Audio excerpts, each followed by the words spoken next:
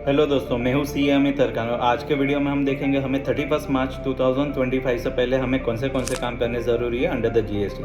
First of all आपको GST registration आपको देखना है। अगर आपको उसमें कुछ भी चेंजेस करना हो जैसे कि नॉन कोड फील्ड में आप 31 मार्च से पहले कर सकते हो। नेक्स्ट थिंग, कॉम्पोजिशन स्कीम जिसका टर्नओवर लिमिट है 1.5 सीआर। अगर आपका टर्नओवर 24-25 में 1.5 सीआर से एक्सीड कर गया तो आपको कॉम्पोजिशन स्कीम से ऑप्ट आउट होना पड़ेगा। नेक्स्ट इज क्यूआरएमपी का टर्नओवर लिमिट है 5 सीआर। अगर आपका करंट ईयर में 24-25 में 5 सीआर से टर्नओवर एक्सिट कर गया तो आपको क्यूआरएमपी एप्लीकेबल नहीं होगा 25-26 में, तो आपको ऑप्ट आउट होना पड़ेगा क्यूआरएमपी में, जिसका लास्ट डेट है 30 अप्रैल 2025। नेक्स्ट इज ई इनवॉइसिंग का टर्नओवर लिमिट है 5 सीआर। अगर आपका 2017 से लेके 31 मार्च 2025 तक अगर आपका टर्नओवर 5 ईयर से अब एक्सेड कर गया कौन से भी ईयर में, तो आपको नेक्स्ट ईयर्स में आपको ई इनवॉइसिंग एप्लीकेबल हो जाएगा। Next is LUT. अगर आप एक्सपोर्टर हो या फिर एसईजेड में सप्लाई करते हो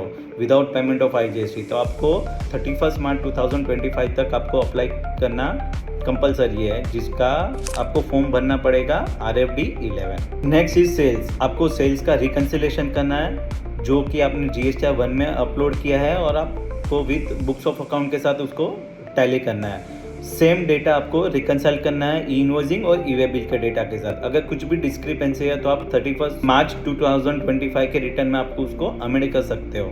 जैसे कि आपने कोई GST नंबर किसी पार्टी का गलत अपलोड हो गया, फिर कोई इनवॉइस या क्रेडिट नोट डेबिट नोट आपका मिस हो गया है, तो आप 31 मार्च से पहले कर सकते हो, जो कि आप मार्च 2025 के रिटर्न में कर सकते हो।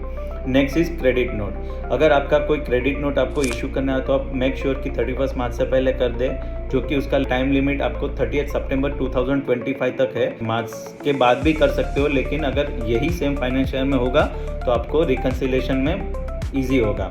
Next is goods Saint on approval basis. अगर आपने कोई गुड्स अप्रूवल बेसिस पे सेंड किया है आपने अपने कस्टमर को, तो मेक श्योर कि वहाँ से अप्रूवल आया है कि नहीं आया है। उसका टाइम लिमिट है विदिन 6 मंथ। अगर आपका 6 मंथ एक्सेड कर गया जो कि अभी तक अप्रूवल नहीं आया, तो आपको उसका टैक्स लायबिलिटी क्रिएट करनी पड़ेगी, जो कि आपको GST 3B और 1 में दोनों में आपको दिखानी होगी। Next is reconciliation of ITC।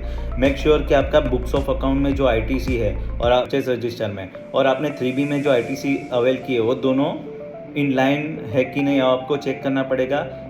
As well as आपको 2B के साथ भी चेक करना पड़ेगा कि आपका कोई ITC मिस तो नहीं हुआ, या फिर आप ऐसे कोई वेंडर्स है जिसने आपका ITC शो नहीं किया, या फिर ऐसी ITC जो आपने इन एलिजिबल है लेकिन आपने उसको क्लेम कर लिया, या फिर रूल 42-43 जो ITC पे एप्लीकेबल है। अगर आप एग्जेम्प्टेड गुड्स और टैक्सेबल गुड्स में डील करते हो तो आपको 42-43 एप्लीकेबल हो जाएगा।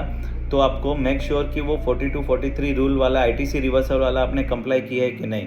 नेक्स्ट इज TDS और TCS। अगर आपको TDS और TCS एप्लीकेबल है और आपने TDS और TCS एक्सेप्ट किया हुआ है, तो मेक श्योर कि उसका जो टर्नओवर है आप GST 1 और बुक्स के साथ टैली कर ले, क्योंकि अगर आप ही खुद एक्सेप्ट कर रहे हो TDS TCS की क्रेडिट, तो उसका टर्नओवर आपके बुक्स के साथ मैच होना ज़रूरी है। नेक्स्ट इज ISD रजिस्ट्रेशन, जो कि मोस्ट इंपॉर्टेंट है। फ्रॉम 1 अप्रैल 2025 से मैंडेटरी भी है।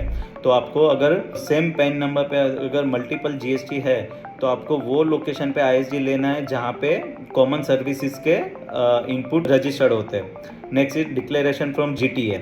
तो आपके कोई ट्रांसपोर्टर है जो कि आपको उसके पास से आपको डिक्लेरेशन लेना होगा बेसिकली कि वो 25-26 में फॉरवर्ड चार्जेस पे जाएगा या फिर रिवर्स चार्जेस पे। अगर फॉरवर्ड चार्जेस पे जाएगा तो हमें कोई इशू नहीं, अगर रिवर्स चार्जेस पे जाएगा तो आपको 25-26 में भी आपको उसका RCM पे करना होगा ट्रांसपोर्टेशन के ऊपर। नेक्स्ट इज मोस्ट इम्पोर्टेंट, जो कि ये कोई लोग नहीं करते, कि 180 डेज में आपको पेमेंट, कि आपने जितने भी क्रेडिटर्स 31 मार्च में ओपन है तो वो आपने 180 डेज में पेमेंट हुआ है कि नहीं हुआ है, आप मोस्ट इंपॉर्टेंटली चेक करना है। अगर नहीं हुआ है तो आप उसको टेम्पररी रिवर्सल में डाल सकते हो फॉर्म 3B में, और जब भी आप पेमेंट करोगे तो उसका आपको ITC क्लेम करना होगा। Last is new year new series, मतलब आप 25-26 से आपको फ्रेश सीरीज मेंटेन करना पड़ेगा, जैसे कि tax invoice, debit note, credit note और bill of supply in case of exempted good. ऐसे ही वीडियोस के लिए आप हमें फॉलो कर सकते हैं। Thank you.